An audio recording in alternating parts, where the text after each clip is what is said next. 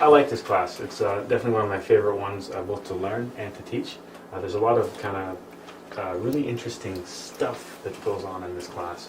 We're going to talk about two of the primary laws that govern our existence, the law of return and recurrence and the law of evolution and involution. A great quote to start as well. Inside the intellectual animal, there exist tremendous possibilities that can be developed or lost. It is not a law that these possibilities develop themselves. Evolutive mechanics cannot develop them. Because remember, we carry inside us the seed of something much greater, right? We carry inside us the seed of the divine. There's something that we can do that through that mechanism allows us to transform ourselves. But it's important to remember that that's an active process. And this ties into what I talked about during the first class. Change is not a passive process. It's not sitting around waiting for something to happen. It's actively going out there and pursuing that change, living that change. And that's what I mean here, that there's no law that says sitting around doing nothing, suddenly you're going to awaken consciousness. This is something that must be pursued in the same way that, sitting around doing nothing isn't going to turn you into a great pianist. You're actually going to have to go out and do something and learn to play the instrument, practice, and all that kind of stuff. This is the same thing. The idea being that the human race in general, it might be evolving, so to speak, in a physiological sense, in what our bodies are doing, but as far as a spiritual or talking about the level of the consciousness, there's nothing that's happening to evolve that. If anything, it's going the other way. It's going through the process of involution or degeneration. That's what's happening at a spiritual level. And of course, we know the intellectual animal is really the unawakened human being, the human being that hasn't reached their true potential. The idea being that we haven't awakened that spark of the divine within us, so there's not really much that separates us from the rest of the animals wandering on the planet. The only real difference between us is we have the intellect, where animals just act on instinct. So let's have a look at the law of return.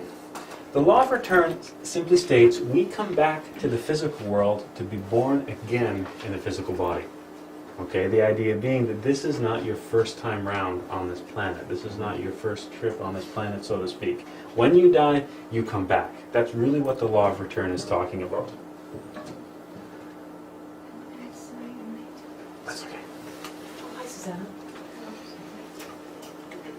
The law of return, then, is the return to the womb. It's reincorporating into a new human organism. That's actually what's happening. The idea that when we die, we come back. The death is really just the beginning, death being the beginning of the new life, and the return is the return to the womb, reincorporating into a new human organism, staying once again in this physical plane, in the realm of the physical world.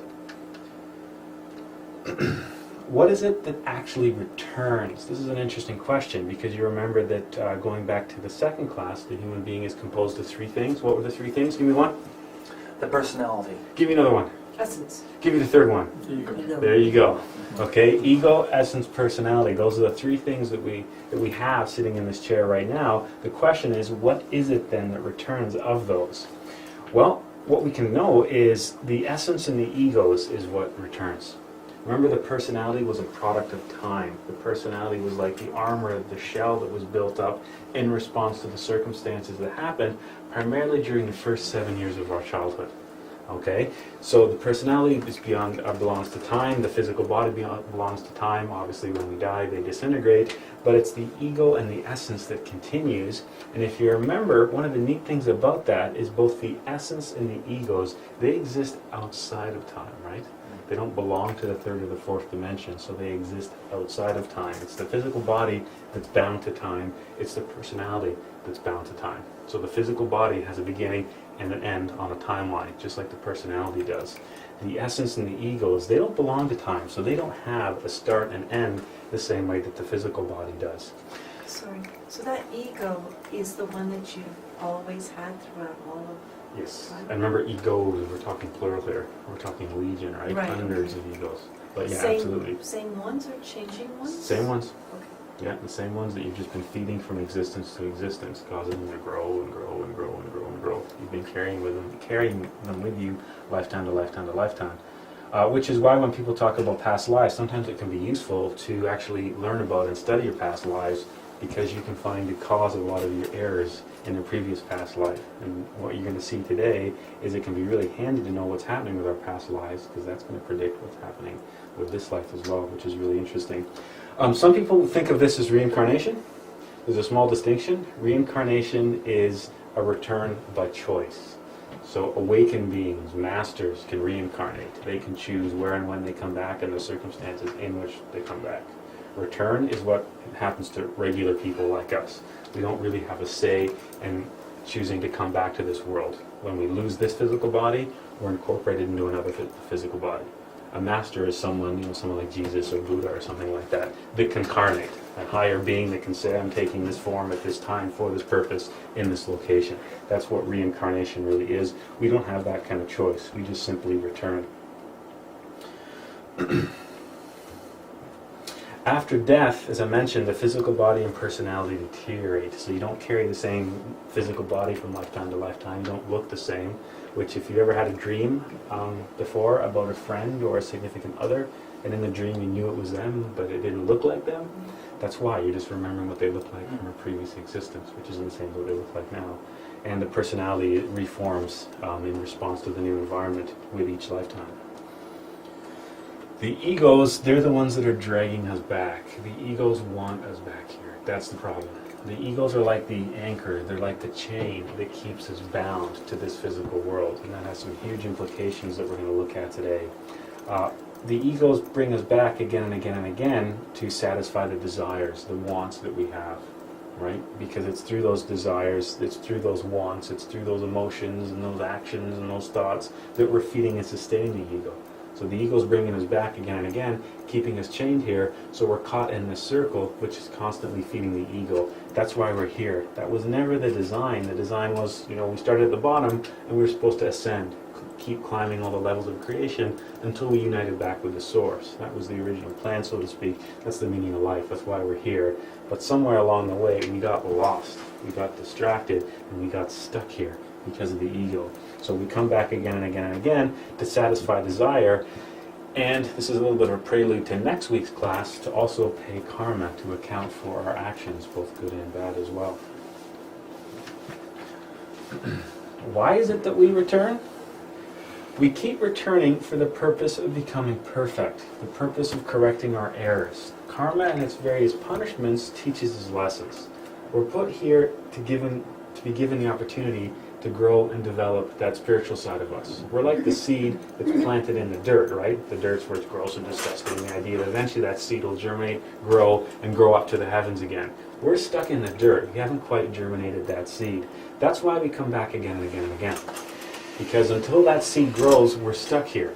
These different lifetimes that we have allow us the opportunity to perfect ourselves, allow us the opportunity to develop that divine within us, to awaken that essence, to awaken that consciousness. That's why we keep coming back. We keep coming back in the same situations over and over again to be given the opportunity to make a better choice, to be given the opportunity to not identify with the ego and instead to identify with the essence. And of course, each time we make a wrong choice in life, karma is there as a universal force to correct our actions, to teach us that that was not the right way to act, that's not the right way to live, that's not the right way to treat somebody, as an example. But we don't get the message. We're like that kid that doesn't look both ways across the street, so the parents give him a smack. It's, something that's to correct the kid, to say this is for your own good, you're supposed to look, or else something bad can happen to you. We just keep running out of the traffic again and again and again and again and again, lifetime after lifetime after lifetime. We just don't get the hint. We just don't get the message. So consequently, we find ourselves bound to the physical world. We find ourselves trapped down here. If we don't work on ourselves, if we don't attempt to develop spiritually, the ego grows too powerful. We find ourselves in a situation where instead of that essence growing and developing, it's the ego instead that grows and develops. Remember the story I told you of the ancient, the Aboriginal story about the two wolves fighting inside us, the white wolf and the black wolf, and which one's going to win? It's the one that we feed, right? Unfortunately for us, that's who we feed. Okay, we've misidentified. We made the mistake of identifying with the ego instead of the essence, so all the attention, all the direction is directed towards the ego. So that's what's growing inside of us, the false self, so to speak. We don't develop our true potential because we're too focused on the distraction. We're too focused on the ego. So what happens over time is the ego grows stronger and stronger and stronger at the expense of the essence. And that's what happens when we don't work on ourselves, when we don't attempt to develop spiritually, when we don't try to awaken consciousness. So what we see from lifetime to lifetime is the ego complicates itself. Okay, we become more and more corrupt, so to speak. We become more and more ego and less consciousness. Okay, that use the term perverse here, but I just made it in the sense of comparing it to a true spiritual individual. We find ourselves, average humanity, in a state of degeneration, if you look at it that way, from a perfect humanity. Okay, comparing ourselves to an awakened master like Jesus or Buddha, we're at a quite lower level, a perverse, degenerated kind of level from where ideally we should be. So over time, what happens is, and this quotes back to the quote that we started the class with, the idea that evolutive mechanics doesn't develop us spiritually. The exact opposite happens. Because of the ego from existence to existence, that's what we feed. That's what we keep directing our attention to. So over time, the ego grows and becomes more complicated, not the essence. And that's a problem. We're going to look at how we can break that pattern. Now, this is an interesting concept. We return only so many times. We have 108 lifetimes. And there's some significance to this number, which we'll talk about much later. 108 adds up to 9, which is a bit of numerology there that we'll explain at a much later date. Essences who conclude their 108 lives without eliminating the egos, without incarnating the higher self, the soul, they enter the infernal regions, which is where the concept of hell comes from. So we'll be talking more about that today as well. If you've ever seen a statue of Buddha, this guy up here, they usually have a necklace with 108 beads on it. That's where the 108 lives come from. And oftentimes that necklace looks it's a bit scary because it's 108 skulls, each of the skulls representing a human lifetime. Okay? So the idea being we were that seed planted in the ground, and each lifetime is an opportunity for that seed to grow. When we use a life and that seed doesn't grow, then it's re-sown in the ground again, giving it another opportunity to grow, and that only happens 108 times. Yes? Actually, how do we know it's 108? How do we know it's 108? Yes. Well, going back to that number I mentioned earlier, it's kind of, I don't want to go there fully, but there's some Kabbalistic significance behind the number 9, right? And where this comes from, that comes from... 81? Let's get up to 9, too. Because this comes from Buddhism, the concept of 108. I don't want to get too much into numerology right now, because it's like you want to say what you can't say without jumping into a bunch of other stuff. But, so trust me on 108 for right now. Okay. Okay, that one will be revealed at a later date. See, that means you want to come back, right? Because it's like a cliffhanger. So you've got your 108 lives without eliminating, essences who conclude their 108 lives without eliminating the egos, without incarnating the soul, they basically enter into hell, for lack of a better term. And we'll expand more on that concept actually later today. Okay, so the seed's planted in the ground, if it doesn't grow, it's re-sown a total of 108 times. Nothing happens after 108 times, the seed is literally thrown away. It's basically too late for the plant to grow. And we'll explain why that happens today as well. It's a big class, all kinds of stuff. Except numerology. So that's different than the Christian idea that at the end of each life you either go to heaven or hell. Yes. Yeah, Very that's... different. And also the idea that you're saying without incarnating the soul. Okay, I'm a little confused because I thought we incarnate 108 times. No, okay, just to back up, because that's actually a good point. Christianity is unusual amongst the world's various spiritual schools in that Christianity was unique by saying, hey, you already have your soul. You just do what I tell you, and you get to keep it. Most of the other worlds, the soul, or world's religions, the soul was something that had to be earned. It was something that you had to get. It was something that you had to grow and develop in yourself. That's the process of incarnating the soul. Okay. We have the potential, which is the essence, the seed, but if we don't develop and let that seed grow, then it can't literally turn into the soul. So we have the building blocks for the soul, but we haven't fully incarnated it yet. We haven't fully developed it within us. Where Christianity said, hey, everyone's got it, just do this, don't do that, give us this money, and you get to keep it. So the soul, I'm sorry, I apologize. That's okay. But the soul is what we're actually looking for. Yes. It's like a piece of God. Yeah, we have the ability to develop that within us. So to reach our true potential is to develop the soul. Okay, to self-realize is to develop the soul. To awaken consciousness is to develop the soul. Okay, that's what we're trying to do on this path. We're trying to incarnate our true potential. We have the beginning, we have that spark, that tiny piece, we have that seed. If that seed germinates, then we could call the plant the soul. Okay, so there's a connection there. It's not that we don't have any, it's we have the beginning of it. We just have to turn it into something. We have to develop it within us. That process of developing it, we call incarnating, okay, or awakening consciousness. It really all means the same thing. So speaking of this 108 lives, the strange thing about that is where we are right now in humanity, almost all the essences occupying this planet have currently almost reached that level. Okay, so the point we are in humanity, and this ties into some classes we'll talk about later, almost everyone walking around right now is really close to having this counter take over. Which,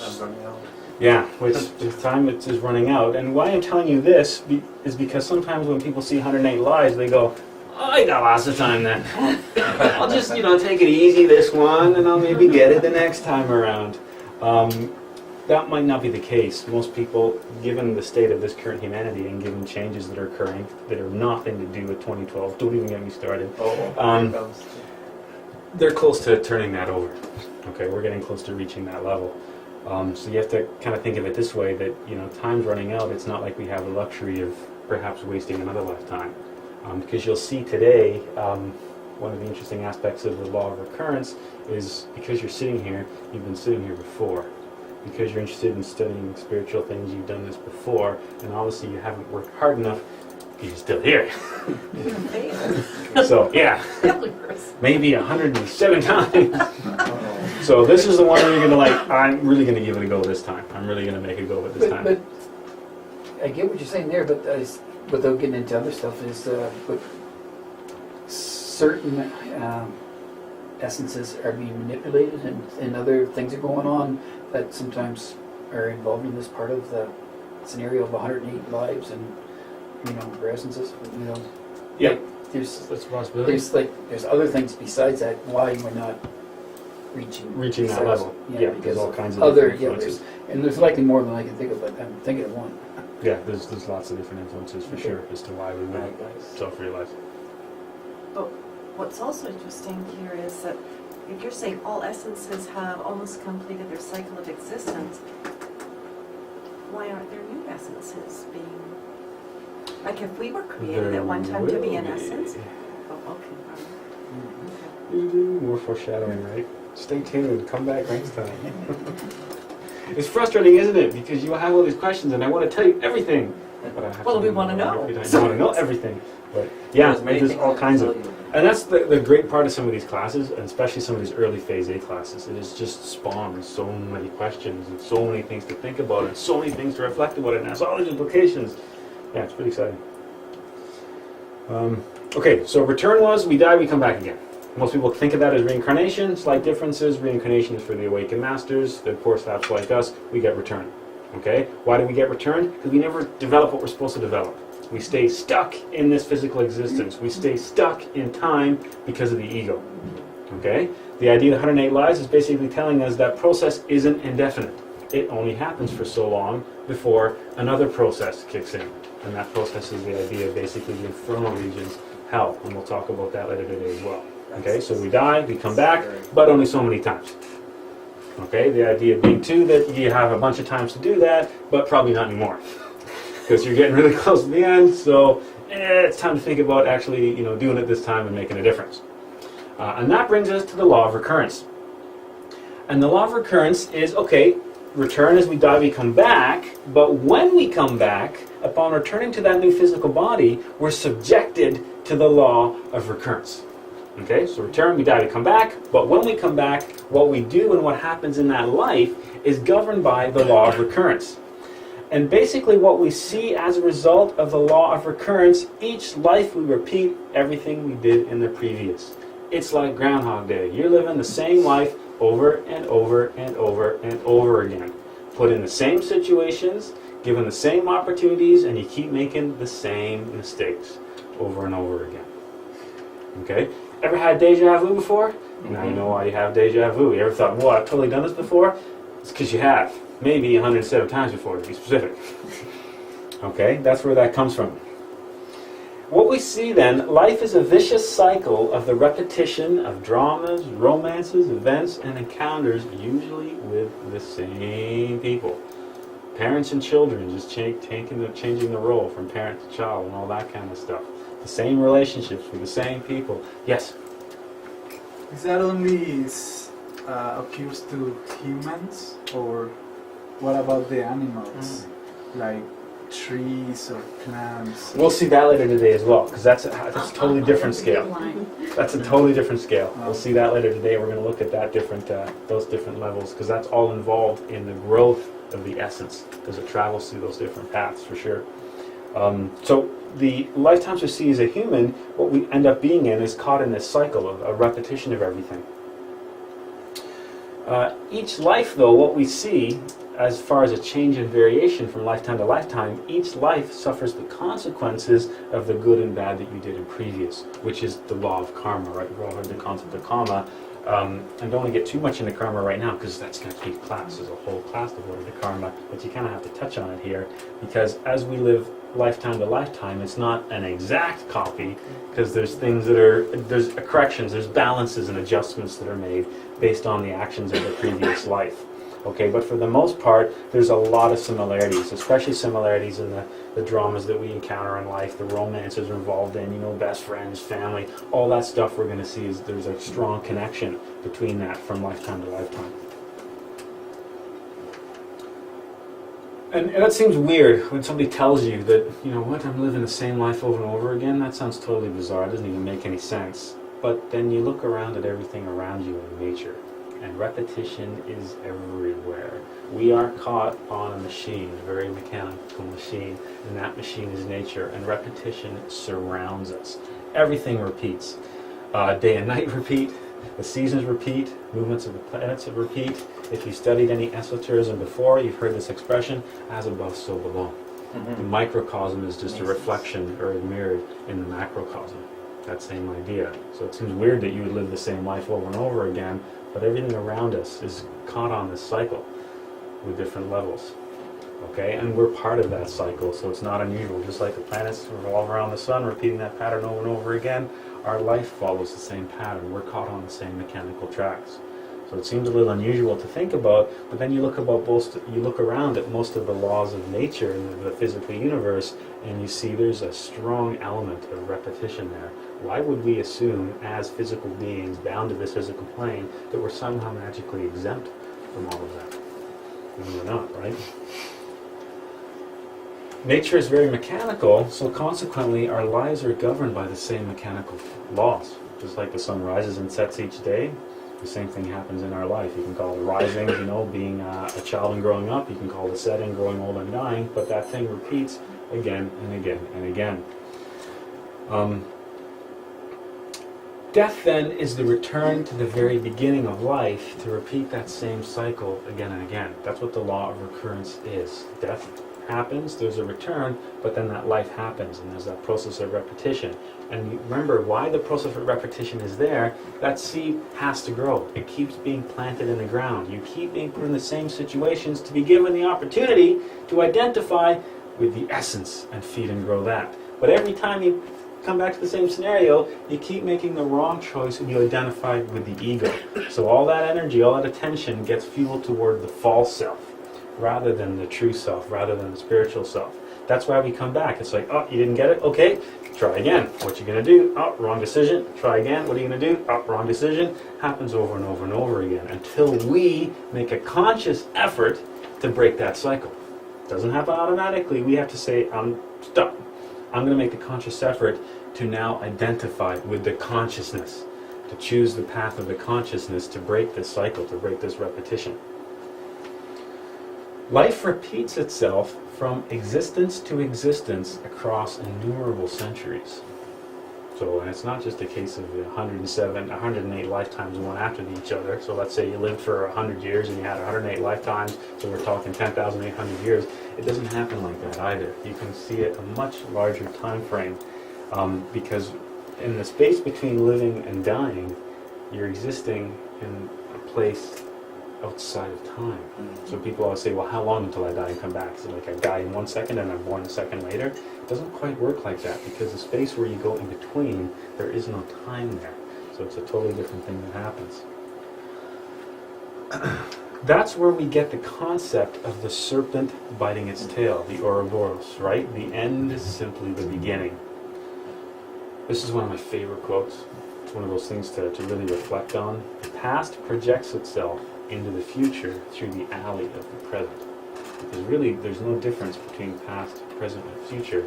They're all same points occurring on the same line, right? It's just our perspective that allows us to say, this one's behind me, this one's in front of me. When really, it doesn't matter. They're all happening at the same place at the same time. And the ancients knew this. This is 3 different depictions of the same thing. This is an ancient Chinese symbol. It's a dragon. This is more of a Nordic, Northern European symbol. And this, of course, is a Mayan concept. It's the same thing. It's the serpent biting its tail. It's the end is just the beginning. And there's a name given to that figure. It's Ouroboros, and that's what it represents.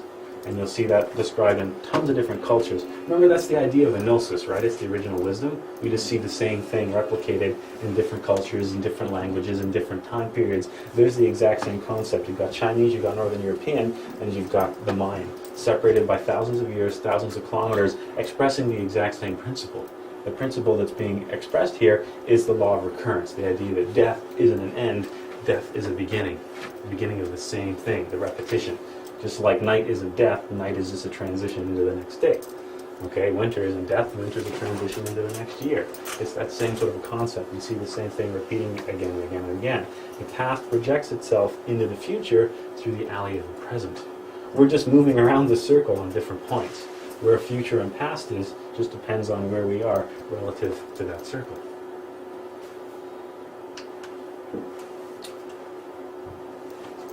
When we undergo the process of recurrence, so when we come back and we have a new life, a way to think of it, life is like a movie that we carry along with us after death to project once again on the screen of our new existence. So when we die, it's like stop, rewind, play again. That's what's happening over and over again. Okay? You can think of it just like a movie, the idea that there's a script we carry with us for existence to existence that says these are the events that are going to happen. The egos are the actors in our movie.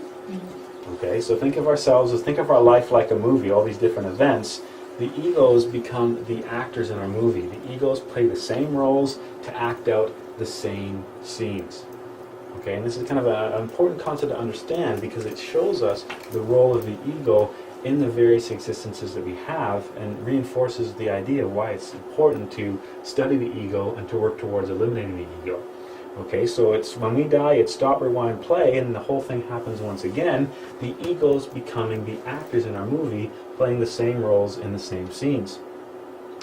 For example, let's use just a simple thing to illustrate this. If in a past existence, let's say at age 25, a man has an affair with a woman. In his new existence, at age 25, the same ego that had been waiting will seek the woman out again. Likewise, the ego in the woman seeks out the man to live out that same scene, so those two egos can feed themselves. Whether it's egos of anger, egos of lust, whatever's happening in that situation. So the egos are constantly drawing us back into the same situations, okay, to live out the same thing again and again. Okay, the egos in this case being the actors, the ones that are directing how the scene's going to turn out. Let's look at another simple example. Two enemies who fought to death at a particular age will seek each other out in a new existence at the same time to repeat the tragedy again. Okay, the idea that we're caught in the same tracks, going through the same motions lifetime after lifetime after lifetime. Put back in the situation to be given the opportunity to make a better decision, to not identify with the ego. Okay, like let's say, for example, with this one, let's say it's something that, you know, happens in every city every weekend. It's going to happen downtown. So two guys go out and they have too much to drink, and one guy looks at the other's girlfriend in the wrong way, and one guy gets jealous, so they fight about it because they're, you know, jealousy and drunken anger and that kind of stuff, and somebody gets stabbed or dies or something like that. Okay, each of those, or both of those guys had the opportunity to not identify with gluttony, which caused them to drink, to not identify with jealousy, to not identify with anger. But each time they keep making the wrong decision, identifying with those egos, which feeds and sustains the egos, and at the expense of the essence, causing them to be caught in the same scenario again and again and again. And then nature puts them back in and says, okay, other opportunity, because you have to grow and develop this essence. That's why you're here. That's what you're supposed to do. So once again, are you going to make the right choice? No? Okay, let's try this another time. So we end up getting caught on this cycle running around the same tracks again and again and again. We carry that movie within us. And that sounds almost fate-like, doesn't it? You're thinking, wait a second, if I've got this script, that's like, that means that my whole life has been mapped out before me. If you don't awaken consciousness and don't study yourself, yeah, it is. Your whole life is mapped out, and it's going to be the same thing that has happened before. But remember that phrase that hung above the temples in Greece?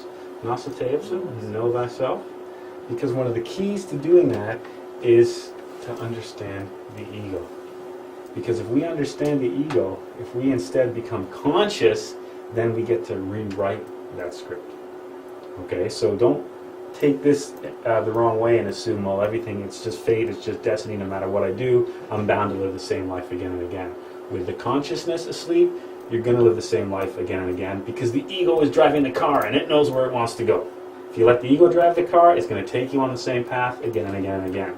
But we have the opportunity as humans, because we have that free will, we can wrestle control of the car from the ego, let the consciousness drive, and have it take us in a completely different direction. That's why it's important to self-observe. That's why it's important to learn about the different egos that we have and become able to identify the different egos and what they're trying to do and how to prevent them from happening and all that kind of stuff. Because if we don't do that, then the egos are driving the car and we don't know where they're taking us. Okay? Through learning and studying your past lives, which we'll talk about later on as practices and techniques to learn to develop that, we can get clues of where the egos might be wanting to take us by seeing how our previous lifetimes unfolded. But for right now, we have no idea. The ego has control of the car, and we don't know where we're going. We firmly think we know where we're going, and we firmly think we're in control of the car, but the reality is different, where we're not. Okay? And this is what happens with the law of recurrence. The interesting aspect of recurrence, though, is most often you recur with the same people, the same families, you're recurring in the same cities, the same nations, etc., etc., etc. We're all caught in our own little pattern, depending on what karma has dictated, which relates to our previous existences, the good and the bad that we've done, and the kind of corrective action that karma needs to put into play there. And we'll expand more on that last week. Variations occur, as I mentioned earlier, due to the laws of karma and dharma, punishment or rewards for past actions. So it's not that every life is the exact repetition, because there are checks and balances that are put in place to account for previous behaviors. Okay, but for the most part, you're occurring with the same people, the same families, the same place, over and over and over again, which is why you have dreams, as I mentioned earlier, about best friends and significant others. Strange relationships like parents and children, you're often changing roles from parent to child. The other strange thing is you often change sex as well. So sometimes you go from male to female. So that's a strange dream to have, where it's your significant other, but they don't look the same and they're not the same sex. It makes you question some stuff for a while. If you're looking for some kind of proof of that, we've all experienced deja vu before. You've all been to a strange place and I've never been here before. Why does this seem strangely familiar? It's because you have been here before. Child prodigies, children that are born with all kinds of abilities that suddenly seem to come out of nowhere, whether it's musical talent, mathematical ability, whatever like that. And remembrance of past lives. One of the neat things about compiling a dream diary is you dream about your past lives quite regularly. And by studying your dreams and keeping track of them, over time you're slowly able to assemble past lives. Yes? Just a quick comment in agreement to what you're saying. I watched a news report. This young lady, she supposedly had a near-death experience, a young girl, and she supposedly went to heaven to see God, met God, and she came back, and she had an amazing ability to paint beautiful paintings of Jesus and other people in paradise. And she had never took a lesson in her life. So yeah, there's tons of stories of that. If you go looking on the internet for this kind of thing, there's tons of stories of people that have suddenly developed abilities and that they've never ever been able to do before. They've never ever practiced, but they can sit down and play piano. And it's usually after some sort of something that's happened with their, like a near-death experience or a tragedy or a suicide attempt or a severe illness or something like that. Suddenly they have access to all these faculties that they didn't have before. So yeah, we're definitely talking about that kind of stuff. And just from your own dreams, over time, when you learn to meditate more and when you start to compile more of your dreams, you actually start to assemble remembrances of your past lives, bits and pieces, and you can start to put together, where you worked and what you did, and who you're around, and does it ever answer a lot of questions for what you're doing in this life and why you have certain interests and why certain things have happened.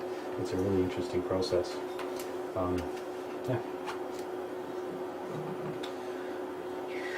So how is it that we can break free from the law of recurrence? Because that's kind of a scary thought to think that you're not in control of your life and it's just this cycle, this pre-written script that's going to happen again and again. How can we break free from that? To eliminate the ego.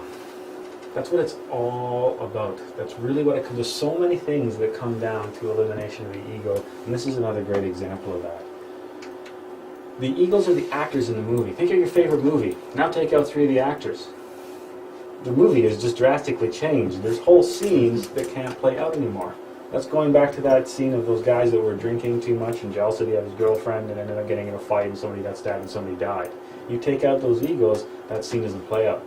You take out the ego of gluttony, they're not in the bar, or if they are, they haven't had too much to drink. You take out the ego of jealousy, and the one doesn't mind it, the other one smiled at his girlfriend. You take out the ego of anger, and there's no fight. Okay, and that's a crazy example, but the moral of that story is somebody doesn't die in that scenario. Okay, it's a pretty severe example, but that happens again and again and again. This also has ties. You've all heard the phrase, be the change that you want to see in the world? Because there was 2 people in that scenario, right? Let's say only one of them self-observed. You've still changed the outcome of the other's life, haven't you?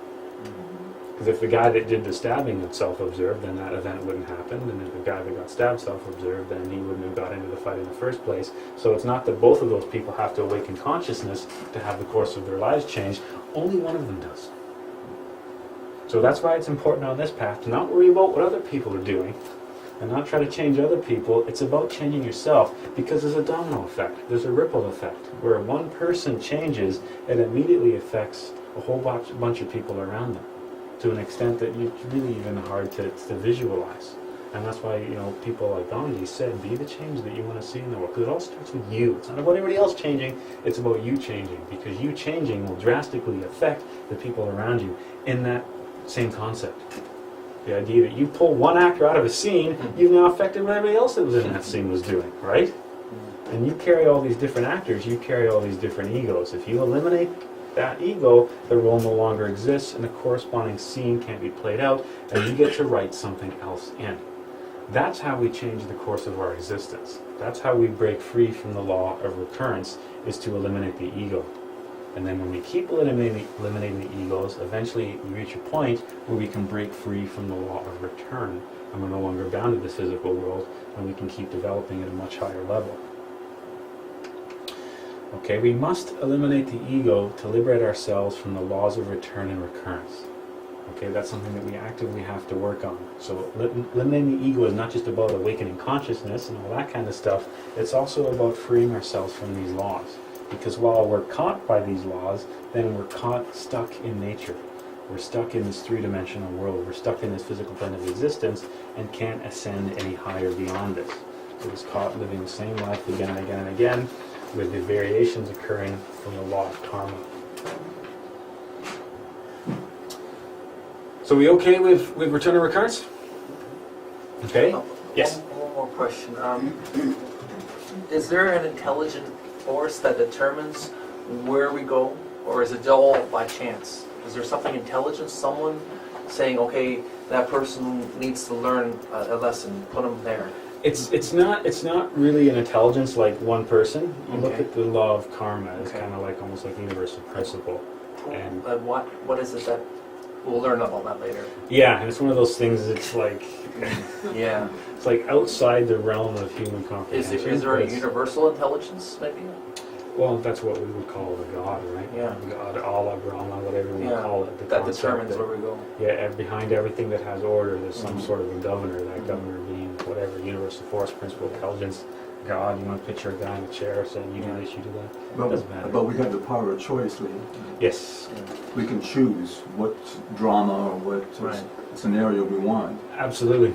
Because we're put into those scenarios to be given the opportunity to make that choice. Are you going to choose this, or are you going to choose that? And unfortunately, for most of us, we're stuck here because we keep making the wrong choice. We identify with the ego. We don't identify with consciousness.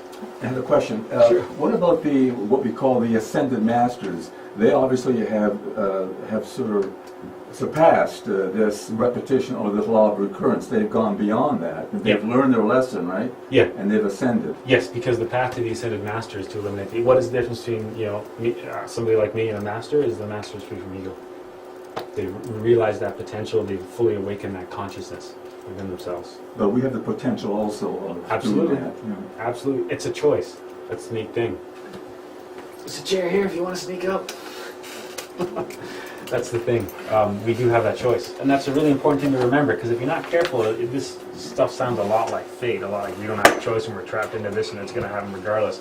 That's not true. We have free will. We have the choice in what we're going to do. We have the choice of identifying with the ego or identifying with the consciousness. The Bible says, "Choose today whom you will serve." Yeah. So we can choose. Yeah. Mm-hmm. Yeah, it's something that you see reflected in all the world's religions, right? The idea of the devil on one shoulder and angel on the other, who you can listen to, right? They're both trying to get your attention. Who's the one that you're going to listen to? And over time, if you listen to the right one, then you drastically change the course of your life. Yes. But the ascended ones somehow are helping the other ones. There's like some kind of a formula or backup or teacher-student kind of things that, like I say, that carries on. And that's the thing that another thing that's interesting to mention as well is you heard the expression when the student is ready, the master appears. Mm-hmm. Oftentimes, if you're willing to put the effort in, there's you get all kinds of help, and it's usually not a physical teacher, by the way. It's usually a teacher that you encounter in different states of existence, whether it's through dreams, through meditation, through astral projection as well. So we return, we die, we come back. Happens over and over again, 108 times. And when we come back, we're bound by the law of recurrence, which is stop, rewind, play. Over and over again, put in the same scenarios to be given that opportunity of choice again. How are you going to play it out this time? You're going to choose this path or this path? Nope, that path again. That's just dictated the course of your life. Okay, let's try that again, shall we? Happens over and over and over again until we make the decision to choose the other path. And there's so many things of life that appear like they aren't a choice. Remember, when you're working properly with self-observation, when you work with identifying with a consciousness, there always is a choice. There's a fork in the road that immediately appears. Do I identify with the anger and go that route, or do I let it go and go this route? Okay? So many times in our life it seems like we're a victim of circumstances when really there's always a choice there. We just don't realize there's a choice there because we've never stopped to ask if there's a choice. We're just going through the same patterns, the same routines. After the law of return and recurrence, we're going to step back a bit and look at an even larger process, the law of evolution and involution. So in addition to the mechanical laws of return and recurrence, we're also subject to the law of evolution and involution. And during the first few classes of where we are right now in Phase A, we spend a lot of time talking about the different laws governing our existence. Because a lot of the suffering that we encounter in life is as a result of not understanding all the different laws that are affecting our existence. So many times we find ourselves going against the flow, so to speak, because we don't really know all these different laws that are governing what we're doing. And evolution and involution are example of another set of larger laws affecting the outcome of our life and lives. We see the force of evolution present in the seed that germinates and grows into a plant, but then we see involution present when the plant ages, withers, and dies. What goes up must come down, right? We see that surrounding us. The law of evolution and involution are everywhere. They're two stages of the same thing. It's one of those laws that you can't really deny. It surrounds you everywhere. It's governing your own life. It's governing the physical world around you at different levels. The law of evolution and involution is something that we see everywhere that we look. The whole concept of what goes up must come down.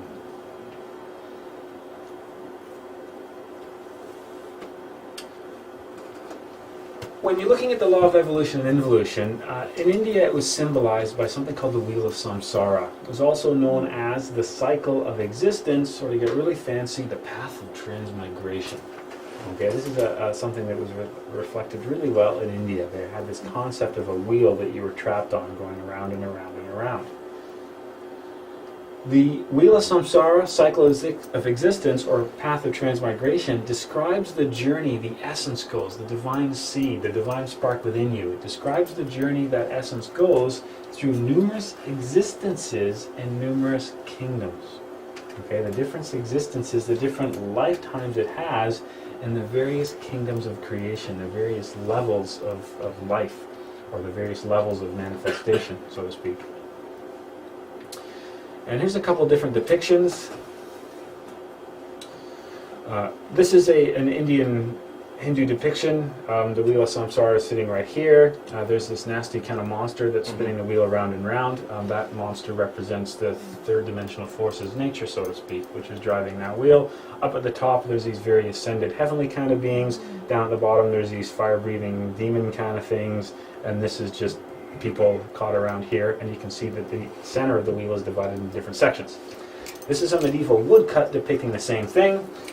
Here there's an angelic being that's driving this wheel, and you can see that there's people that are going down. The one at the bottom's dressed all in black. Then there's people coming up, and the one at the top is dressed in armor with this sword and this cross gold thing there. So obviously to be at the top of that wheel is something special here, and the bottom is kind of dark, and there's some sort of spiritual force that's driving the turn of that wheel. And if you're familiar with tarot cards and the Rider-Waite tarot deck, that's how you see the Wheel of Samsara depicted on that as well. Same kind of, there's the devil, there's the heavenly beings, the sphinx, the sword at the top, the whole concept of the rotation. Oh, sorry. It's all right. The involution and evolution, are those, do those affect, they would affect both, but is that specifically for the individual, or is that for a whole collective species? It happens at all kinds of different levels. So Okay. yeah, as a whole collective species, you're governed by that as well. Okay. It happens, it's one of those things that just keeps, you step back, it just keeps magnifying itself. So you can get out and then hopefully get off before your whole species is on a Yeah. collision. The idea being that we want to break free from Or that. out of that kingdom. Yeah. Okay. The wheel then is describing the path of the essence. It's describing the different levels of existence, the essence you carry within you. That transmigration is, think of it as a travel across, okay? It's literally the growth and development of your soul. That's actually what the path of transmigration is describing. That's what the wheel of samsara is describing. The journey that the essence you carry within has been on. When you look at it this way, there's different levels of existence. They're typically broken down into 4 different kingdoms. You've got the mineral kingdom, the plant kingdom, the animal kingdom, and then the human kingdom. So what you see is the essence begins at a lower level. It begins in the mineral kingdom, evolves to the plant kingdom, evolves to the animal kingdom, until finally reaching the human kingdom. So yes, you have been animals, plants, and rocks before. Wow. Which is a really strange concept, but everything had the essence then. If you look at it from this perspective, the essence is just simply the animating principle behind all things. Right? People say, God is everywhere and in everything, because everything has some form of a life force. Everything has some form of an animating principle. Definitely animals have a life force. Definitely plants have a life force. If you look at a rock and you say, well, a rock's not living, it's just at a much slower time frame. But that rock had a beginning and has an end. That rock went through a period of being formed and developed and all that kind of stuff, which is really weird to think about, but nonetheless it happens. So your essence, what you carry within you, the life force that you carry within has been recycled many times before. That essence, that life force you carry within has spent times as the elementals of the rocks, plants, and animals. Okay? People know animals have spirits, right? The concept of, spirit guides, like that's essences of animals. Okay, how did ancient people know about healing properties of plants? Because they're able to communicate with the elementals of the plant. Yes? I'm just curious. You got my imagination going. Is that what many Celtic mythology and other mythology in Denmark and Norway talk about fairies? Yeah, absolutely. This is your fairies and your gnomes. Flying and your, girls yep, with wings. Yep. and That's elves and what we're trolls? talking about. Wow. Yeah, that's what the ancient people would see, and that's what they would represent those as. I forgot. I would think of it again. Okay. So the essence spends time as elementals of rocks, plants, and animals, which is Oh, that's right. Do these, let's say, an elemental, or a rock, or a mineral, or a crystal, does that have an astral being? Yep. Okay. And that would correspond to what he was talking Yep. about? Okay. And these are things that you can communicate on and that you can actually get in touch with and that you can contact. Okay. That's why the saying is God is in all things and God is in everywhere, right? It's the same idea. And that's why many indigenous people said that that rock has a spirit, that river has a spirit, that tree has a spirit, that animal has a spirit, and you can communicate with these spirits. Yes? It's the same thing as the DNA. They say where we got DNA that's the same as the earth and all the fabrics of Yeah. life. And Yeah, we can absolutely. talk and- Absolutely. That's what we're all the same, because we all carry the same life force. And if you're having trouble imagining soul and essence and consciousness, just think of it as the animating principle behind all things. It's the source of all life, right? And life happens at different levels. Yes, there's human life, but there's plant life and there's animal. There's life happening at different levels all around us, and that's why we see the ancient cultures making comments like that. And that's why, if you ever had the chance to talk to, healers and things like that, this is what they're tapping into. This is why they work with those plants, and that's why they know these plants do those things, and that's why the concept of spirit guides and all that stuff comes from. It's all surrounding us. It's always there all the time. We just don't really pay attention to it anymore. So let's just show you how the wheel of samsara works. This is heaven, because it's like sky, and I got like the beams of light coming out. This is hell, because it's like fire, right? So there we'll stick the wheel of samsara right on the top of that. So what we see reflected in the wheel of samsara is we see the inferior regions, the hell, for lack of a better term, and we'll talk more about hell later, and we see the superior regions, the heavens on top. Now, as the concept of heaven and hell, we're talking dimensions here. The ancient people, when they looked or had experiences in the higher dimensions, they said, oh, it's beautiful, it's like a wonderful place, there's all these really nice beings, and that's where we got the concept of paradise or heaven from. It's just interaction in the higher dimensions. If you want to get Kabbalistic in the tree of life, this is the physical world right here. The higher dimensions are everything above us. This is just a map for navigating through those higher dimensions. Okay? So the higher dimensions became the paradises, became the heavens of the various world religions. Okay? Because as we'll see later on, in the higher dimension, all we see are self-realized beings. All we see are beings who have eliminated the ego. All we see are beings that are developing their spiritual side. So there's less pain, there's less suffering, there's less mechanicity, and that's why it's such a beautiful, happy place everybody wants to get to. Now, the opposite side of the scale, what we see in the infra dimensions, the dimensions below us, we don't see any pure spiritual awakened beings. We see beings full of darkness and ego. And it's because of that, it's real heavy, it's real mechanical, there's a lot of suffering, and that spawned the concept of the various hells of the world's religions. The entities that we encounter and communicate with in the higher dimensions, all those entities became the gods, goddesses, deities, angels of the world's religions. The beings that you can unfortunately encounter and communicate in the other dimensions became the idea of demons and all that kind of bad stuff. Okay? So the wheel of samsara is situated between the higher dimensions and the lower dimensions. What we see on one side is the process of evolution. Okay, that rising as we go from a lower region up to a higher region. On the other side of the wheel, starting with the mineral kingdom, you can think of that as basically a little bit of a level, a little bit of a step up from hell. We always think of hell in the center of the world, right? Lava and all that kind of stuff, which is where minerals are formed, oddly enough. So we start down there in the mineral kingdom. So our essence, our soul, right up here at the top, this is basically God, for lack of all things. Okay? And then what happens is, this is the great ocean from which we're all pulled, and a drop of that great ocean is taken and planted right down there. Okay? In the mineral kingdom. The idea being that growth and development should have been this path that traveled all the way back to the source until we reunite from where we came. Okay? So that seed is that essence is first planted in the mineral kingdom. And that essence was supposed to undergo a continuous state of development, traveling from level to level to level, stepping up through all these little circles that you see here. It's supposed to travel through all these levels of existence until eventually it merged itself back with the source. Okay, reunited with God, for lack of a better term. Remember, you got to think of it like this. It's like God created creation and then wanted to experience it, wasn't able to experience it him or herself directly, so send a little part of him down there that would come back up and bring all that experience back to him or her or it or whatever you think of that. That was kind of the idea. So we start down here in the mineral kingdom.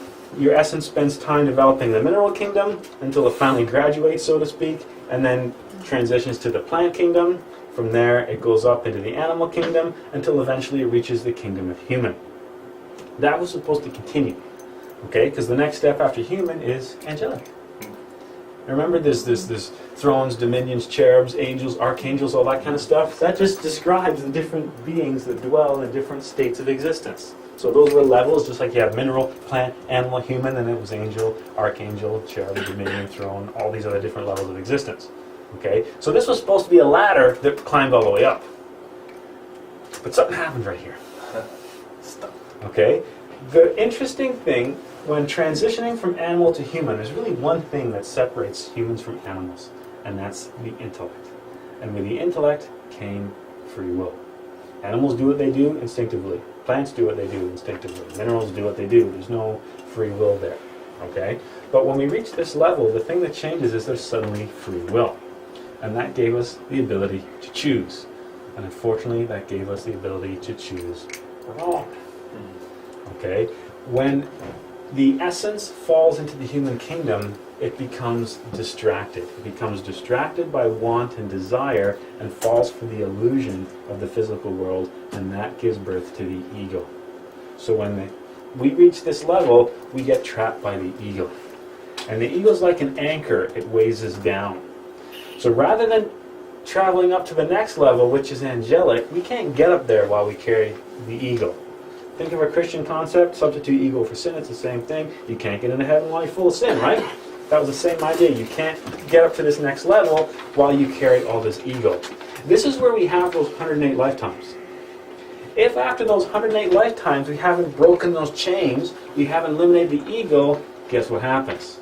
The process of involution kicks in and then drags the essence back down the other way. This is nature's recycling program.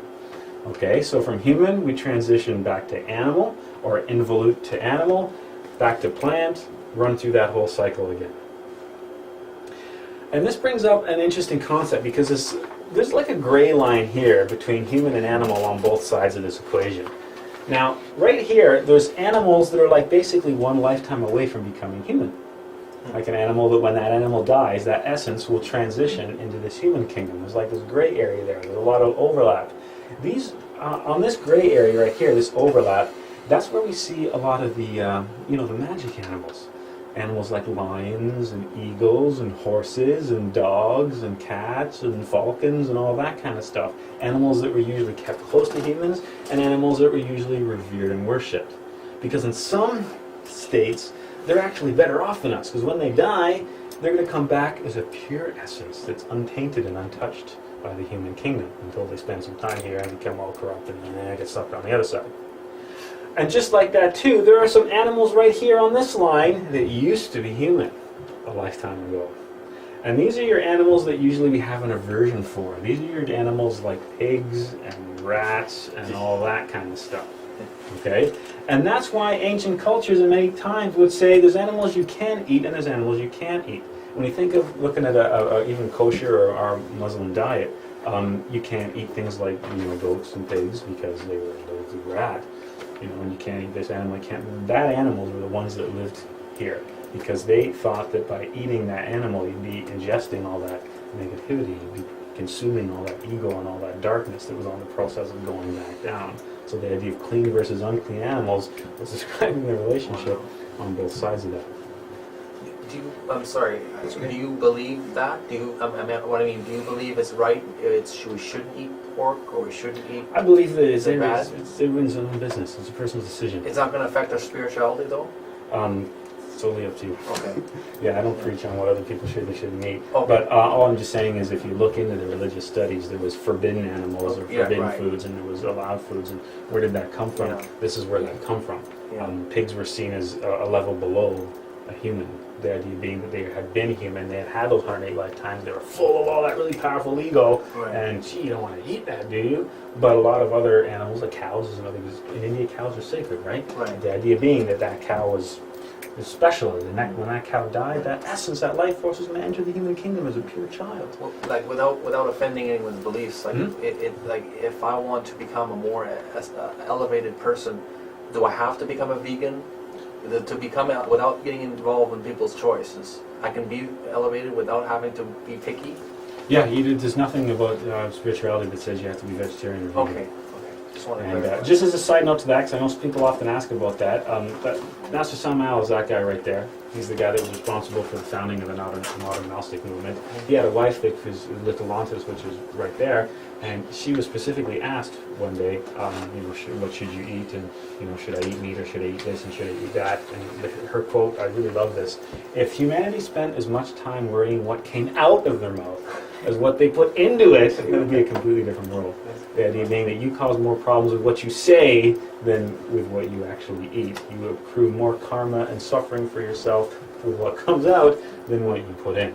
And if people were so careful about, or as careful with what they said as to what they eat, then you'd be in a different environment altogether. So, food for thought. So that's the process of evolution, the process of involution. Now, right here, there's this interesting point of transition. And what we call that the point of revolution. Remember that woodcut where that armor, that knight was sitting there with the armor and his sword? That's where the fight is. That's where the battle is. Okay? Because we have to undergo a revolution. We have to undergo a revolution of our psychology in order to break free from the wheel of samsara, to break free from the ego, to continue to rise up, to not be drawn back down. It's the ego that traps us here. When we reach the human kingdom, it's desire that gives birth to the I. It's desire that gives birth to the ego. That's why we find ourselves trapped here. Okay? At this point, that's where we have to strap on the armor, grab the sword, and begin the battle. And the battle is the battle of the self. Okay, it's the battle of the consciousness. Okay, because to free ourselves from the ego allows us to transition to the next level, to undergo that spiritual revolution and continue to ascend on the higher levels. That's how we break free from the wheel of samsara. That's how it was supposed to be. It wasn't supposed to be a wheel that spins round and round. It was supposed to be a ladder that went from top to bottom.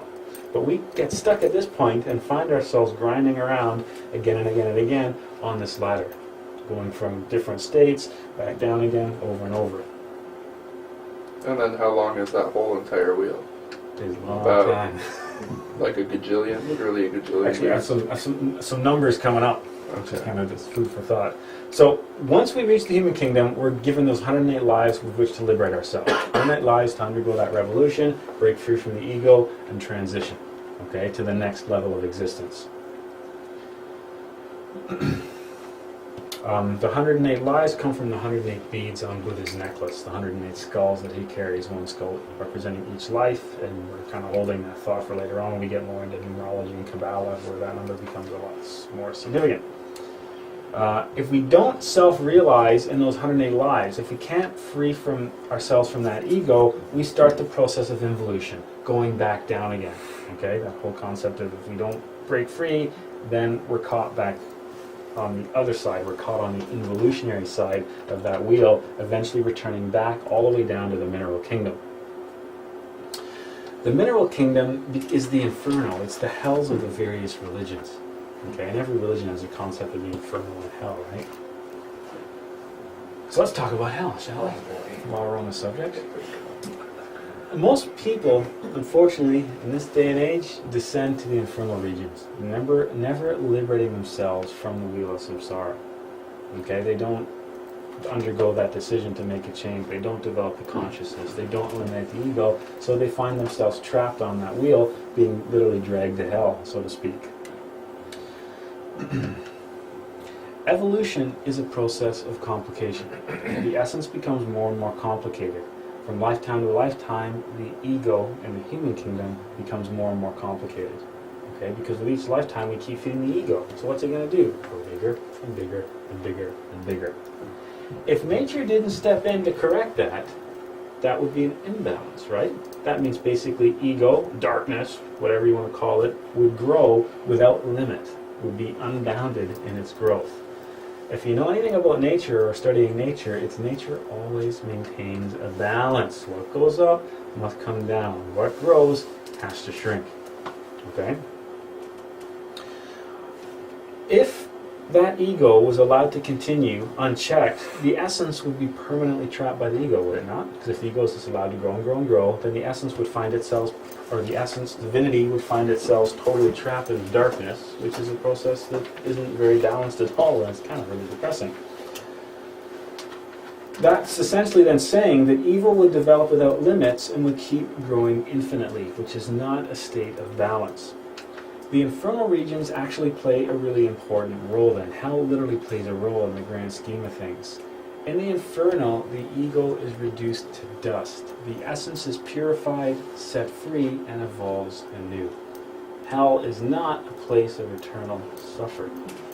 It's a place of renewal. It's a place of rebirth. It's nature's recycling program, so to speak. Okay, so the wheel of samsara is just scales tipping from one side to the other, as that balance is maintained in all times. What is it that suffers in the inferno? It's the ego that suffers. It's the false self. Okay? The essence is purified, set free, and evolves anew. So that essence is always going to evolve, and that essence will always be purified. Okay? It's just the ego is what grows and shrinks on that cycle, unless we break free from that ego. Okay? It's nature's recycling program. That purified essence hops on the wheel of samsara for another ride, going from the mineral kingdom through the plant and animal kingdoms until it reaches the human state once again. Okay, so this Christianity kind of led us a little bit astray with the concept of the soul by saying, hey, you got it, just do the right thing and you get to keep it. It's really something we have to earn. And they said, oh, hell is eternal suffering. Once you go down there, you never come back. But the Catholics have a slightly augmented version of that. Yeah, most of the world's religions do. And it's interesting in that when you look at the world's religions, the concept of hell, usually you don't see it very often reflected as a place of eternal suffering. I mean, most think of the story of Hercules going down to Hades. Hell was this place you could go down to, fight some monsters, and come back. Okay, it wasn't this place where you went and stayed forever. That was more of an advent of early Christianity, the idea that if you did the really bad things, then you went down and you never came back. But in as much as there's strictly for Catholicism, there's purgatory, hell, and there's hell. Where you can't come. You can come back from purgatory? Purgatory is where you go when you're waiting for your next It's just a body. waiting place. It's a waiting It's a place. waiting room. Yeah, purgatory is the waiting room. Okay. When you lose your physical, we'll talk about that later. But when we talk about return and recurrence, you die, you come back. Yeah. In the space between dying and coming back, that's Would they call that like a purgatory. bardo? Yeah. Okay. Bardo, same idea. That's where spirits are. That's the fifth dimension. You go there every night when you sleep. Purgatory, fifth dimension, Bardo, same thing. I have a question about this. Yep. Let's say, as far as I'm aware, everybody in this room has the ego of fear. Yes. Is there only one ego of fear that exists in everybody as the same individual? No, you have your own personalized manifestation. So of it. when you come onto the wheel as a new child, you might accept those into your life falsely, and they will take over your life. But as a child that dies and is born again, are those same egos inherently in you, or do they come and find you again? It sounds weird. They literally come and find you again because the ego. But they are the same ones. They're from the same previous. ones. The ego can't manifest until the personality develops. Which So is a person typically has until to consciously accept the egos, It's not consciously. It happens subconsciously, regardless. but with their own action. Yeah, Okay. yeah, but it's a process that you at that age have no And control over. Do the egos come from God or from the demiurge? They, Or from the antithesis of God? the antithesis of God. See, that gets complicated because really, they are their own entities. They exist in their own. So can they go up the world. wheel? No, So they're not from God. they're not from the higher dimensions. They're from the lower dimensions. Okay. It gets. I don't want to get too much into it, but the gate to the infernal regions, the gate to hell, is actually found in the fifth dimension, which is above Yeah, us. okay, You've got to okay, go fair up enough. to go down. I remember you saying that. Yeah, which is kind of like a strange concept to think about. Got to get up to Um, get down. You know when everyone looks at a baby like, oh, the baby's so cute, it's a... What you see when you look at a child that young is the pure essence. There is no ego there. But as time goes on, as that child starts to develop and more of those blocks of the personality fall into place, then the ego can manifest. Because the ego needs the car to drive. As the car gets built, then the ego moves in to take control of the wheel. Okay, so if the new essence is there's new egos that distract them, but as you come back in return, you're carrying your old egos with you. They literally just wait for them. And it's said that if you have your consciousness developed to a certain degree, people that can see things in the higher dimensions, apparently you can literally see them surrounding the child in the crib sort of thing, waiting for their opportunity to get in and manifest, which is a disturbing vision of itself. Sorry, are okay. these the same? I remember we were talking at the astral projection Mhm. meeting, and I asked you a question about the archons. Are the egos what we call the archons? Yeah. Or that's something totally. Yeah. So these are intelligent but heartless creatures, right? You can think of it like that. They're They're like Terminators. yeah, I heard another Gnostic person say that these are like spiritual machines. They have Kind of. no soul, no heart, no compassion, just pure intelligence. Yeah, and they want to manifest for a particular reason. They want that particular energy, and they do whatever they need to do to get Exactly. that. So you want to look at it that way, And we- and we robotic can kind see of people heartless. Having these attributes in prices of power. Yeah, And Yeah. they're very cruel. yeah. But you have to like think of them as not as like beings or creatures or anything like. They're not like that. It's just an intelligence. It's just a level of intelligence. They don't have a physical body, so to speak. It's not like they're things or anything else like that. It's just intelligences. We've all feel them. We've all been under the influence of anger and all that kind of stuff. That's the one that most people can easily identify with. That is an ego. Yeah. Leo, speaking of egos, I think there's some disagreement as to what constitutes an ego. I have a hard time understanding the ego as being an entity, Mhm. whereas others' teachings say that an ego is our character, is our personality that we develop. It's a behavior. Yes. They're both. And they're the both. ego wants to survive, so it fights to survive. Yeah, it is a character that we exhibit. It is our personality. It is our behavior. Those things as a manifestation of an external intelligence that's directing us in a particular course. But an actual spiritual entity, are we talking about? Yeah, Okay. it resides in the fifth dimension.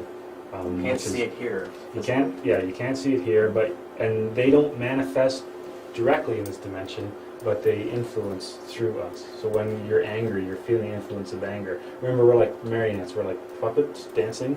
The strings attaching to the puppets are the five centers of the human machine: the intellectual center, emotional, instinctive, motor, and sexual.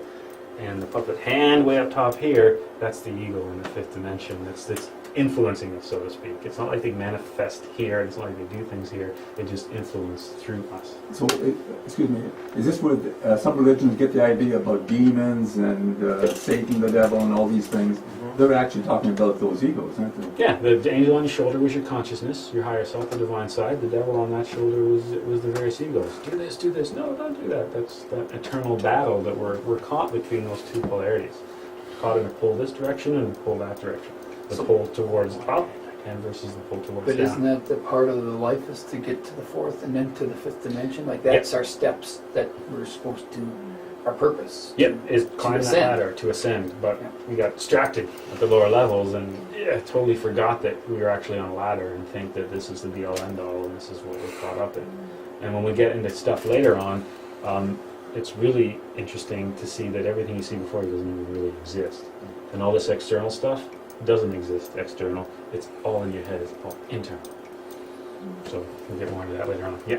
So often we think that people, let's say in this culture or this place, who are insecure, who have self-esteem, have self-confident issues to deal with, that we see that as negative. But it almost seems like that's a good place to be because that opens up the possibility to Yes and no, because you can have an ego that feeds on that as well. You can have an ego that feeds on self-loathing and feeds on low self-confidence, and you have egos that feed on feelings of worthlessness and despair. Just like, we as a culture polarize certain egos, and we say this type of ego is very beneficial because it allows you to get really far and acquire lots of money and assets and stuff like that, and this ego is not so good. And don't forget that of all things, being proud is good, right? But don't forget, pride is one of the 7 deadly sins. Too much. And we think of, oh, gluttony is bad, and lust is bad, and anger is bad, but we forget about pride. I think if you're observing yourself, you could probably use those attributes of yourself through your stronger willpower to work on things like meekness, as opposed to wimpiness, or as opposed to shyness, which could be fear, could be other things, and you could, it's kind of it's all, they're all just interesting. manifestations of the same thing. Someone who had a lower self-esteem might be more open to changing and developing versus somebody that was, imagine a high-powered executive earning $1 million a year. Try telling him that he's got issues about his personality and that he's imperfect and that he needs to work on himself. But you find somebody who's depressed with a low self-esteem, they'll be more inclined to say, I don't want to be like this anymore. I really want to change how I am. So going to the original comment, maybe there are states that people would be more open to that. And usually most people that seek a spiritual path usually have some aspect of their life or their personality that is a challenge for them. It's very rare to encounter someone on a spiritual path that, as far as society is concerned, is doing great, right? It's usually people that are, have that reflection that, there's really something more change, something I'm not happy with. And that inner drive to change comes from that essence, right? So speaking of hell, Excuse me. oh, But it seems to me that the ego is actually part of evolution. Because if you didn't have ego, what are you going to evolve off or from? So it seems that like what you said, so yeah, it's definitely a counterforce. Like I said, you see in nature, there's always, imagine a pendulum swinging. For every left, there's going to be a right. There's always counterforces to oppose other forces that are in place. So yeah, to a certain extent, it's acting as a counterforce to that process of evolution. But isn't free will, evolution, and ego is a product of free will? Ego being a product of free will. Okay, so Yeah. Would ego still be an attribute of evolution? It's not a direct result of evolution, but as far as we're concerned, it's a part of it.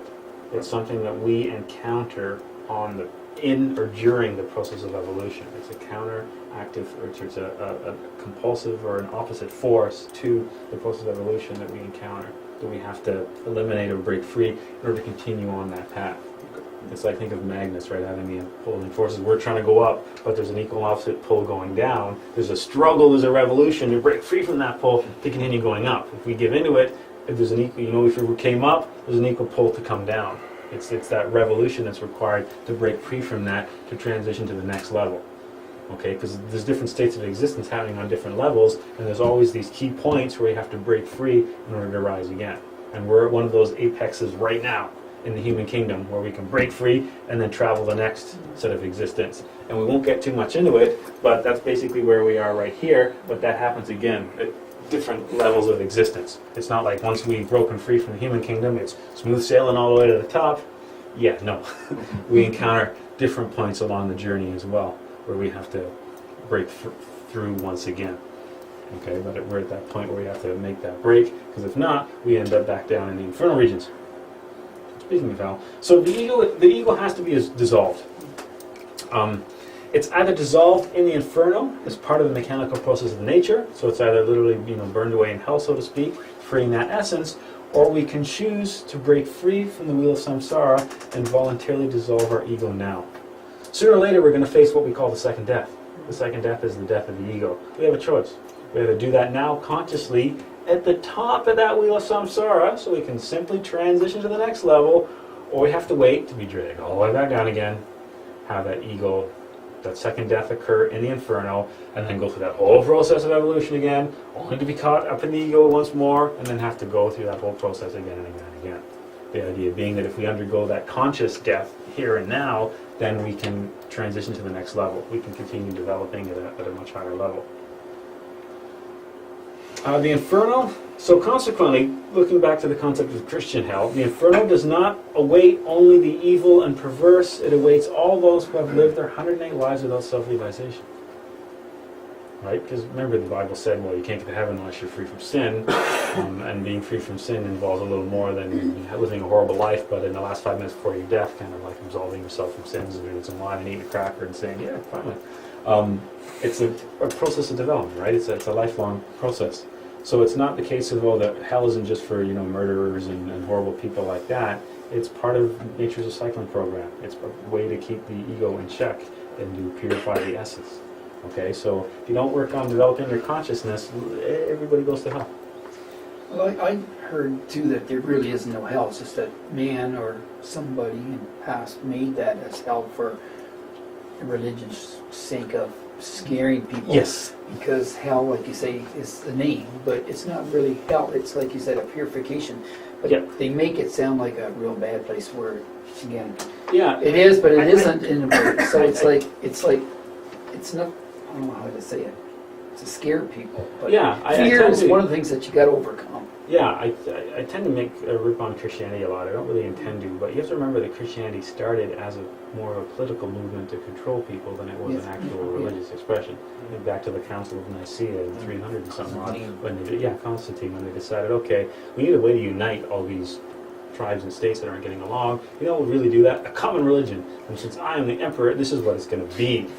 And that's when they decided on the concept of Christianity. Let's pick this guy Jesus, let's assemble his books together and call it the Bible and all that kind of stuff. And it was more of a political So then movement. it gets complicated because you have different Bibles, different people, and then Yeah, I think but it gets you need a complicated. control mechanism because how am I going to get you to do what I say? Hell. Kind of put in hell. Excuse me. Yeah. Could hellfire, perhaps hell, not be what mainstream churches have pictured as horrible demon monsters poking you with pitchforks and fire and burning and The fire- slicing? Could it be actually like a place like this place, but different? Like Well, where you we'll test get into that later on because torture. hell has actually levels. Yeah. There's like 9 levels to hell, believe it or not. This is the level where you're tested. Right. So is there actually torture? That's, yeah. No, we're not like. Is it not the like Buddhist Physical tradition? torture? Not like pitchforks and stuff like that. We'll get into that I think later. we're tortured in the third dimension already. We'll get into that later on. There's different levels of hell. There's a whole class on hell later on. Okay. Right. There's a whole class on hell. Okay. If you want to get an idea of what it looks like, there was an Italian author many years ago that wrote an awesome map of hell and what it's all about, and that's Dante's Inferno. Right? Dante Alighieri wrote a book called Inferno. Yeah, there you go. He had the Paradiso, which is all about what heaven was, and he had the Inferno, which is all about what hell was. This is somebody that was taken around and toured these areas and then disguised the esoteric teachings as poetry. So if you really want to know about hell, read that book because it's pretty much spot on. Yeah. I just think it's funny because I don't want to learn about hell. I want to go the other way. Yeah, me But I too. don't want to dwell on the other part. Oh, But by it's- the way, you've already all been there before. Yeah, I wouldn't doubt it. Wow. Have you ever had a Again. nightmare? Yes. That's where you I live. wrote that was like fire and everywhere. If it doesn't have any kind of nightmare, like when you go to sleep at night, you go into the 5th dimension, right? Yeah. And from the 5th dimension, you can experience the normal 5th dimension, which is the astral state. Or through the 5th dimension, there's the gateway where you get to the lower dimension, and if you're not careful and you wander in the wrong direction, so to speak, you actually end up in hell.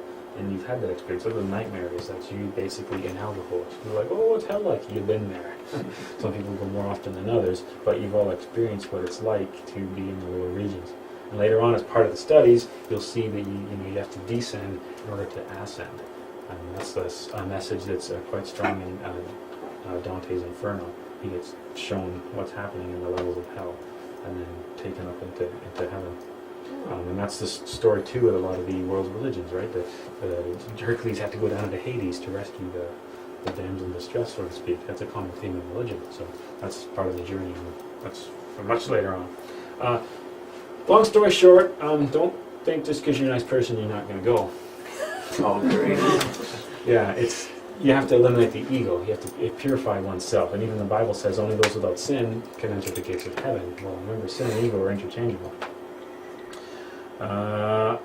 Good quote. Every tree which bringeth not forth good fruit is hewn down and cast into the fire. It's right from the Bible for it. The idea being that we're planted. We're supposed to bear fruit in the awakened consciousness, fruit in the soul. If the tree is not producing the fruit, you just plant another one. Why keep messing with the same tree? Okay. This is where we get more numbers. Each essence completes 3,000 cycles around the wheel of samsara with 108 human lives on each cycle. If you're doing your math right now, that gives you a total of 324,000 opportunities for self-realization. And unfortunately, that is not enough for some people. If you're keeping track of numbers, you see that adds up to 9 again. Okay? So this is like a long, drawn-out cycle, right, that happens over a really long period of time. It's interesting to note that no matter what happens, we always go back to the source where we came. There's two ways to go, either as a victor or a failure. Either as an ascended, awakened being, or as like a dud, so to speak. New essences that arrive for the first time in the human kingdom fall into many errors. Egos are created and we acquire karma. So as I mentioned earlier, when we come back up, we hit the human kingdom, we're given that free will and all that kind of stuff, and that's where we go astray. That's where we fall into the errors that we find. We falsely identify with the illusion before us, we become distracted, we get caught up in the whole concept of want and desire. That's where the egos are born, fed, and sustained. Desire is what gives birth to the I want, because we want stuff, right? We want all kinds of stuff. We want not only things like money and cars and houses and possessions, we want control of people, we want all kinds of things. It's really desire that gives birth to the I, and you see a huge component of the ego of greed in there as well. Doesn't matter what you have, it's never enough, right? You're never happy. Question? So this is on the Earth only, or nothing from any other universes or other places that... Yeah, the Earth is the bad one. We'll get into other places later on, but unfortunately, of all the places you could end up, is the bad one. Because I heard Earth is the newest part, when there's other old souls that come in to help us here. And so that's what gets me messed up sometimes, is you're talking about all the ones for Earth, but from other... Remember, everything has a cycle, or a rise and a fall? So does this planet. And it's been through different states of existence. It's been through its own mineral planet, animal kingdom. Yeah. It's caught on its own wheel, which brings into the old souls, new souls, different races of So humanity. in that higher Everything. 6th, 7th, 8th, 12th, that's somehow that kind of comes The into Earth play? doesn't go quite that high, but the Okay. Earth is caught between the lower and the higher dimensions, doing its own cycle. We'll get into that later on. There's a whole class on that. So, Yeah. Speaking of desire, that's why the Buddha said a desire is the cause of all our problems. If we could- Suffering. Absolutely. Suffering, yeah. Which Of our could be- suffering. Could be hell, suffering. That's how I what I could understand between, like, because we are, for my understanding of life and earth, if we are here in earth or hell all the time, which I say suffering, we can live experience by suffering, or when you meditate and you feel that peace and that self, that creativity, that could be like, so we are constantly probably working to eliminate the ego, because the ego is kind of weak. It makes us weak our true potential. Mm-hmm. And that's why it keeps us in this suffering, which could be described as hell, jealousy, anger, like killing people, or love, creativity, which are different levels that we are constantly in. Yeah, we create our own suffering because we carry the seeds for our suffering within us. And it's a choice, which is, you can't forget that part. It's a choice. it's one for all and all for one kind of thing. I still think that one essence is supposed to work with all the other essences. It's like it's Well, they're all one and the same thing. They're all parts Yeah. of the same whole. and that's where sometimes other things dictate what happens on the other side. It's not like a balance. It's out of balance sometimes. Which you're saying, instead of ascending, we transcend, or Yeah. go down because Yeah. of other circumstances. What do you mean by other circumstances? Instead of ascending, I don't know how to put it, instead of ascending in a certain formula, Mhm. there's different formulas that change, that can be manipulated. So we stay at this thing instead of ascending where we should be at a certain amount of time, or a certain amount of 108. You have 108, but some people might ascend at 50. Oh, yeah. But It doesn't have to be, but yeah. There's things that's transcend that or ascend that, or I don't know how to put it. Yeah. But that's what I'm saying. Is Yeah, sometimes you technically need one. You only need one lifetime to awaken consciousness. Yeah. You don't need 108. You don't need two. You can do it in, this is something you do in a single lifetime. Everybody sitting in these chairs right now is able to do this in one lifetime. If they take the effort, if they put the work forth, and that kind of stuff. Yeah, so absolutely. It's not and that see, you my have to feeling do is from this. what I've learned or heard is that balance is out of whack kind of thing, I guess. You can think Without about getting that. into things. Yeah, you think like that. The instinctive forces of nature trap the innocent mind of man, and the false mirage of desire arose. Because it's interesting to think about the ego, because the egos that we carry within are all, for lack of a better term, perversions of the instincts that we see in animal kingdoms. The instinct in animal kingdom of hunger and thirst becomes perverse in humanity and becomes gluttony. The instinct in the animal kingdom of, oh, big scary thing coming, I better run away, becomes the various fears and phobias. The instinct in the animal kingdom to protect one's young and defend yourself becomes aggression and that kind of behavior in the human kingdom. The instinct of, procreating and breeding in the animal kingdom becomes lust and the various things associated with that in the human kingdom. So that's what we see is basically almost like a twist of these instinctive forces being manipulated by the ego. Yes? So, if desire gave birth to the ego, then what if our desire is to break free from the ego? Would that not just be another desire? You gotta be careful with that one. Because, Wrong Yeah. motives. you can, and there's a lot of people that approach spirituality and awakening consciousness from the ego as well. So the ego will never experience it, and therefore they'll never succeed. Okay. Yeah, but you're right. So you have to try to really see the difference between ego and The hardest thing to do in this path, especially for the point that you guys are at and will be at for a little while, is to distinguish the difference between the essence and the ego manifesting in your thoughts, your actions, and your emotions. And that's why the very first thing we taught was... What was the first thing we taught? You're sick of hearing? Self-observation. Yeah. Self-observation. Remember, you're going to get sick of hearing me say that because it's the answer to every question. Next time I say, what's the question? You're going to go self-observation. Right? Because that's why we start with that one. That's why that's the most important technique you can learn to develop, because that's how you distinguish between those two voices. You have to learn to recognize when the devil's talking on the shoulder or when the angel's talking on the shoulder. It's true, because for example, the ego, right, always wants to attention, right?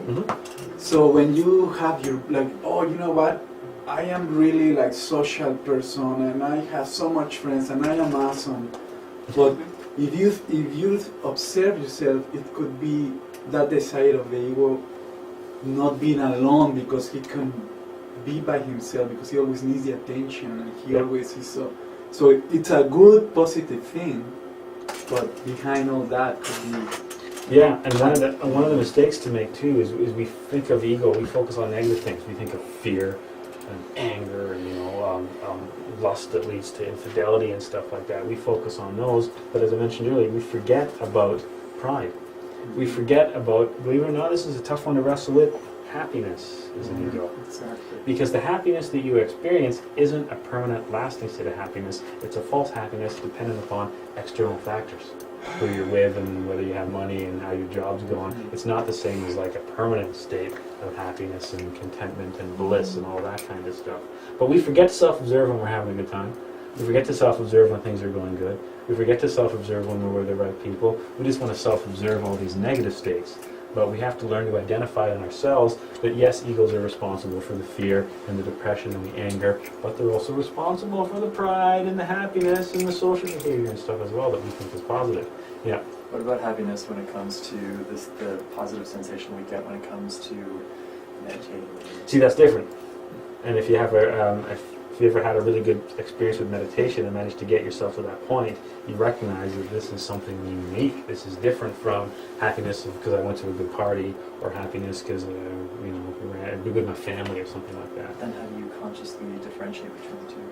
Well, that's what we Back have to to learn the- Know Sorry, thyself, that's know the thing you thyself. have Yeah, it's true, and it To literally, the it literally ego. is an experience thing. It literally is learning Because to it's differentiate that. one thing is to have happy thoughts, and one thing is to really experience it, like happy. And remember too, in the world's religions, the devil is always the trickster, right? He's the one that tricks you into not knowing what he's doing, and he's the one that tries to distract you and trick you, because that's what the ego is. And I think I'm in that point in my life when I am to see the difference, because, for example, through meditation, through walking nature, through, I don't know, playing music, or through, I don't know, hug a tree, the sensations, the feelings, when you realize something, you don't have to think anymore about it. You already feel it. If you try to think, oh, the sky is so beautiful and the sun in there, right? So then that's this, Takes away from is it. that between, it's very, I don't get it still yet, but it's... And that's the idea behind self-observation, is literally to lend you or lead you to that state where you can differentiate between the consciousness and the ego. And it's a difficult thing to do, and it's not, I mean, I've been doing this now for 10, 11 years, and it's not like night and day. There's many times when I find myself under the influence of one that I didn't even know. And the same thing, people that have been in this for 25, 30, 40 years. It's not like it's that cut and dry. That's where the practice comes in, is being able to learn to differentiate between those states. And once you can learn to differentiate between those states, and you know which one to trust and which one not to trust, and then you can know, there's that fork in the road, you know which one to choose, like which one to not identify with. And that's what's really hard. Because remember, you are 97% ego. That means 97% of the time, everything you're thinking, feeling, and doing belongs to one ego or another. Now, there are these glimpses that we can get in various states, like you described. Meditation's a great one. Walk in nature can trigger one as well. Various pieces of music, performance listening can trigger different states. We can trigger that superior emotional intellectual center, right? And we can experience something other than the ego. We've also, some of us have been in perhaps a crisis situation where a little voice comes forth and says, this is what you need to do, or something like that. We've all experienced that before. But 97% of the time, it's the ego driving the car. And we, unfortunately, are convinced that we're in control and that it's not the ego. We know when anger and stuff like that happens, we can say, well, I don't want that. That's got to be ego. But don't forget that most people aren't angry 97% of the time. Most people aren't jealous 97% of the time. So there's a whole host of other things there as well. Yeah. On the note about if happiness coming from work on the self is an ego or not, I've heard it said that people who are on the esoteric path don't usually congratulate themselves, and from lifetime to lifetime that can become severe and crippling almost. So it's not good to forget to praise yourself in a good way, but not in an egotistical way. Yeah. Would that be? Yeah, a safe I thing to wouldn't say? say praise yourself. I would say acknowledge different your own one. accomplishments. Okay. Yeah. Yeah, Okay. exactly. And to be thankful, just thankful to God, thankful to the universe For the opportunity. for all the good blessings that you have. Mhm. That's a law of nature. What do you call law of attraction? Mhm. The more thankful you are, the more blessings you get. You don't expect. You're not constantly hungering and lusting for more goodness, but you're just thankful what you have. I find, personally for me, I've been practicing the law of attraction, and I've been getting a lot of blessings just by being thankful each day, and being so grateful, having a positive attitude. And remember the true path to happiness is not even wanting to attract anything. It's being completely content with everything you have and everything that's happening to you and exactly where you are. And that's a really hard thing to do because we want stuff. That's Yeah. right. And remember, Exactly. you can approach esoteric studies wrongly as well, because you can want consciousness, and you can want astral projection, and you can want to remember your past lives, and want. This is Knowing the what- desires and the needs. Desires and needs. Yeah. There's a difference. And there's a difference between happiness and contentment. Mhm. Okay. Is sorrow an ego? Mhm. Okay.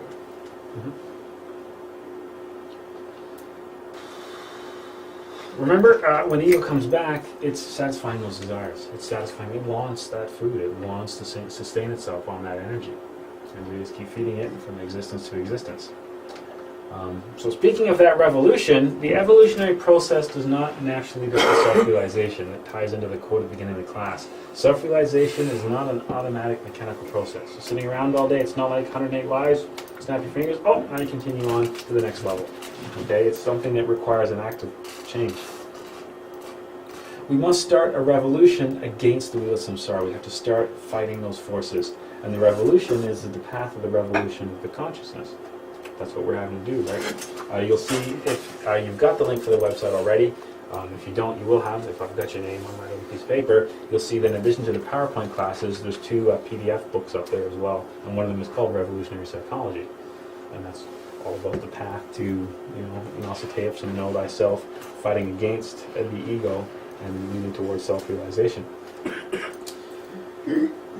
If we escape the wheel of samsara, then we become masters, Buddhas, angels. That's what that is. To look at people like, the Buddha, look at people like Krishna, look at people like Jesus. That's what those individuals did. That's why they were different from the rest of humanity. And remember that Jesus, dying and resurrecting, that's what he was trying to show. The ego is dead. The spiritual side of me has been reborn, and what happened? He ascended. He went up, right? That was all an allegory for the process that we're talking about, that revolution. Okay, Jesus was, it was all part of his master plan to kind of lay that out for humanity. We'll talk a little bit about that at a much later date. But the idea of death and resurrection isn't unique to Christianity or Jesus, right? It's that whole process.